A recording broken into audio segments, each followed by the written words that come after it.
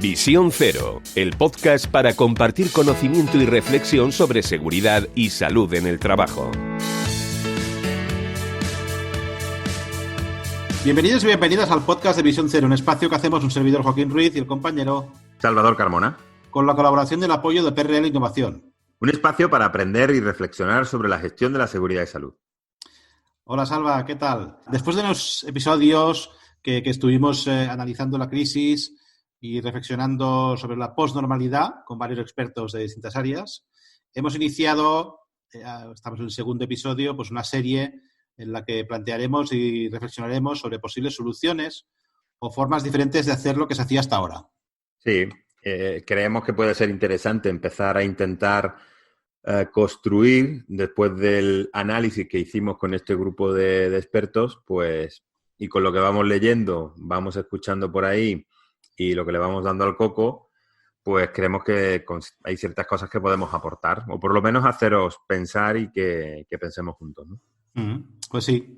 Y la idea del programa de hoy empezó con un comentario que nos hizo mi compañera en este caso, Laura Rodríguez, que había escuchado el podcast de Todd Conklin. Todd Conklin, imagino que, bueno, para quien no lo sepa, es uno de los precursores del movimiento HOP, de Human and Organizational Performance, que hemos hecho algún programa, concretamente en el podcast publicado el día 25 de abril de Todd Conklin, que dejaremos colgado las notas del programa. Se cuestionaba un tema muy interesante. Sí, junto con Jones, con Adam Jones, hablaban sobre la idea de ayudar a las organizaciones a remontar, como dicen ellos, a rebotar hacia adelante. Y una de las ideas era de trabajar mejor la ingeniería de resiliencia en las organizaciones. Decían que se debe tener una implantación mucho más ágil en las medidas preventivas que puedan venir para que se puedan cambiar o se puedan tocar o se puedan modificar en un momento determinado. En esta nueva normalidad, las organizaciones se van a mover inevitablemente de una seguridad de ausencia de eventos o ausencia de fallos, podríamos decir, a una seguridad que necesita capacidad de acción de muchos agentes. Necesita ser resiliente, es decir, adaptarse y readaptarse, si me permitís un poco ese juego de palabras, a cada circunstancia que se vaya dando, ¿no? Conklin y Jones hablaban de que hay muchas organizaciones que con la pandemia han tenido que redefinir sus reglas o normas para poder seguir trabajando. Creo que todos tenemos en mente algún ejemplo sobre ello, ¿no? Las normas se han tenido que flexibilizar o adaptarse a la situación. Sí, en las organizaciones en las que las Life Saving Rules o las reglas de oro o cualquier otra nomenclatura que se conoce, en muchos casos son el core, el corazón de su sistema de seguridad y donde se definen algunas líneas o las líneas rojas más importantes.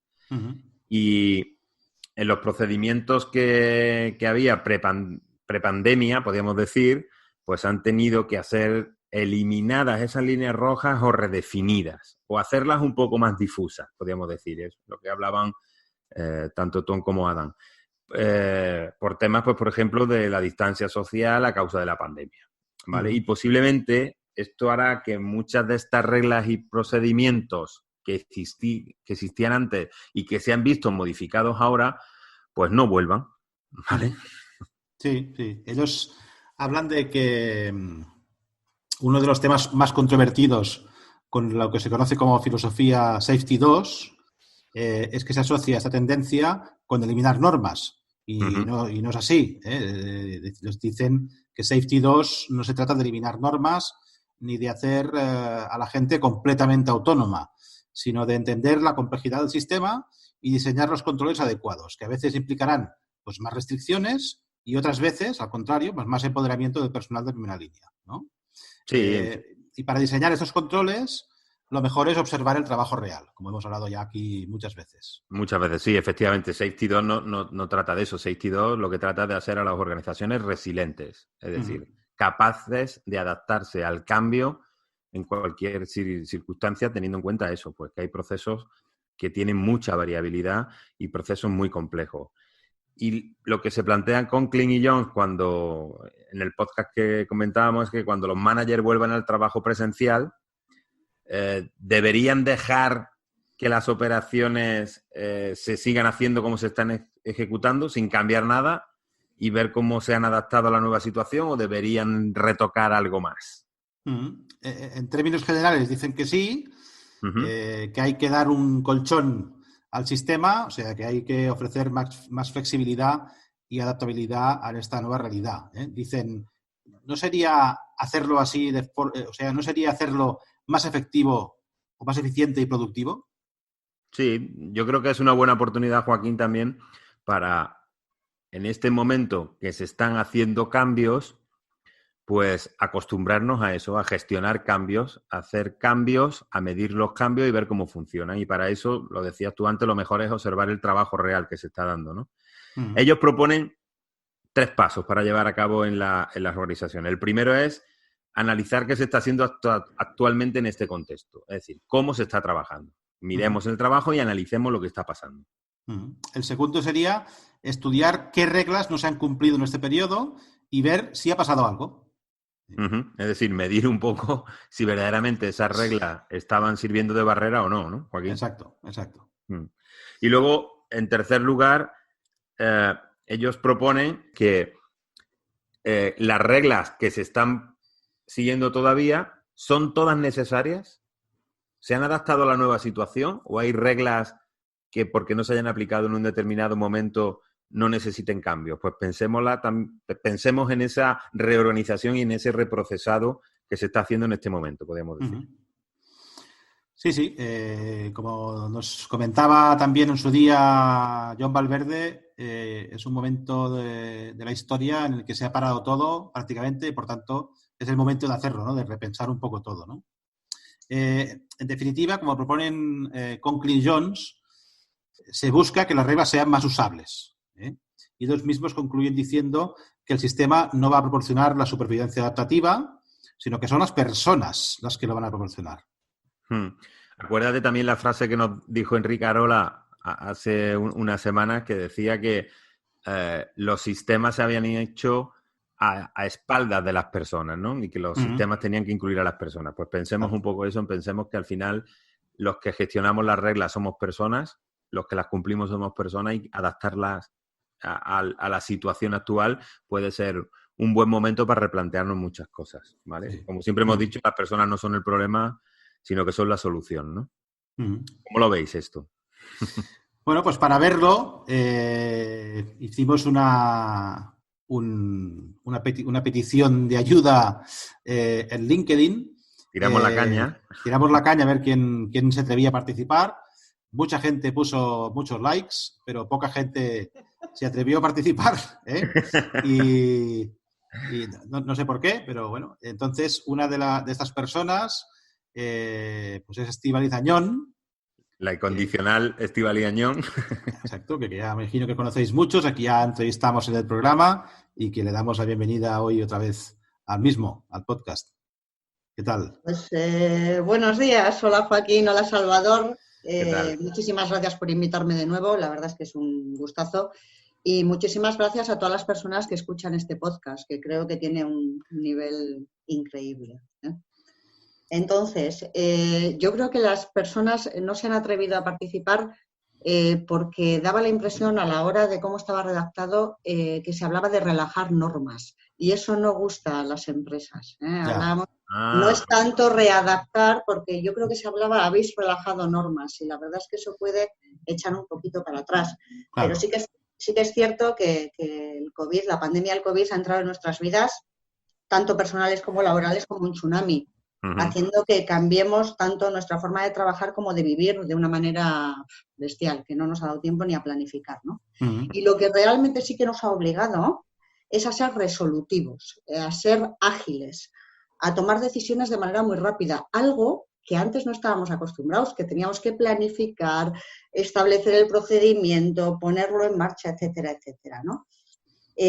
Además, a los inicios de la pandemia, no sé si vosotros tenéis la misma impresión, nos bombardeaban a información. Todos los documentos del gobierno se cambiaban prácticamente a diario, Sí. Yo, era una sensación personal, no me daba tiempo a leer todos.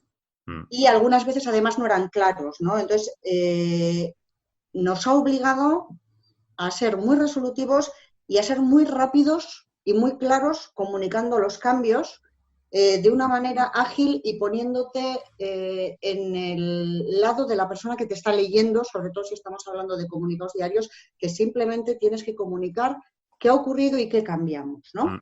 Es decir, Estíbaliz, que nos ha servido para darnos cuenta de que lo podíamos hacer, ¿no? Por supuesto, sí, estoy de acuerdo contigo. En muchos casos era o una barrera mental o un refugio, ¿no? Sí, probablemente sí. Sí, es un refugio, la en verdad. cada caso, bueno, yo supongo que en cada caso será de una forma, pero... Entonces, hoy sí que vengo como jefatura de Seguridad, Salud y Medio Ambiente de Bahía de Vizcaya Gas. Otras veces he venido como Estíbaliz. Realmente no se ha dado una relajación de las normas, es más, incluso en algunos casos, y yo creo que nos ha pasado a todos, se han reforzado la distancia, el tener a las personas separadas, los famosos geles, que no sé, creo que empiezo a odiar el olor al gel hidroalcohólico, pero sí que ha habido situaciones en las que por narices nos hemos tenido que adaptar a la situación, hemos tenido que adaptarnos a las circunstancias y yo creo que un ejemplo que habrá pasado en todas las empresas es la coordinación de actividades empresariales. ¿No? Sí. Todos tenemos nuestro procedimiento en el que solicitamos, no sé, o sea, maldita CAE, no se me va a olvidar el post de Joaquín. Sí. Yo he hablado con compañeras, digo compañeras porque eran mujeres, que estaban agotadas con la coordinación de actividades empresariales, que ya lo estaban antes y que tras la venida del COVID y la reactivación procedimental o activación procedimental en cuanto al CAE ha sido un poco locura. Sí, estaban un poco desesperadas porque además son personas que mueven mucho personal y que entran en muchos centros de trabajo. Entonces, pues, hacen mantenimiento en definitiva. Entonces, imaginaros lo que son para estas personas, pues, claro, que se hayan aumentado requisitos en CAE, ¿no? Sí, bueno, en nuestro caso, fíjate, no es tanto aumentar. Hemos tenido... Sí que en este caso, debido a la distancia social, hemos tenido que relajar algunas normas de CAE. Por ejemplo, y habrá pasado en todos, los reconocimientos médicos que todos tenemos, sobre todo en aquellos trabajos en que es peligroso para el trabajador, bla, bla, bla, bla, no vamos a hablar de la ley, el protocolo de trabajo en altura, el protocolo de equipo de respiración autónomo. Evidentemente, si el servicio de prevención no hace reconocimientos, no vas a parar todo el mantenimiento porque no tiene en vigor el REPO. Entonces, lo que hemos hecho, aparte de dar un periodo de gracia, es que la persona que realizara ese trabajo tuviera el reconocimiento del año anterior. Es decir, si va a venir alguien de hacer trabajo en altura, en el año anterior tenía que tener el protocolo de trabajo en altura, que no fuera alguien nuevo, que nosotros aseguramos que, bueno, una trazabilidad en esa capacidad, ¿no? Sí que es cierto que al reducirse al mínimo los trabajos de mantenimiento, se podía gestionar de una manera más o menos razonable porque se ha pasado a servicios mínimos. Ahora empiezan a entrar en la desescalada todas las contratas, ¿no? Y tenemos otro punto que yo creo que también ocurre en muchas empresas que, bueno, nosotros llamamos formación de acogida, que al final es el intercambio de información de los riesgos propios, pero que nosotros lo hacemos in situ. Toda persona que entra en BBG tiene que pasar por esta formación y además tiene que renovarla cada año. Es una manera de asegurar, al final somos EBESO, bueno, pues de asegurar que los conocimientos llegan, ¿no? Claro, ¿qué ocurre? Que prohibimos las reuniones.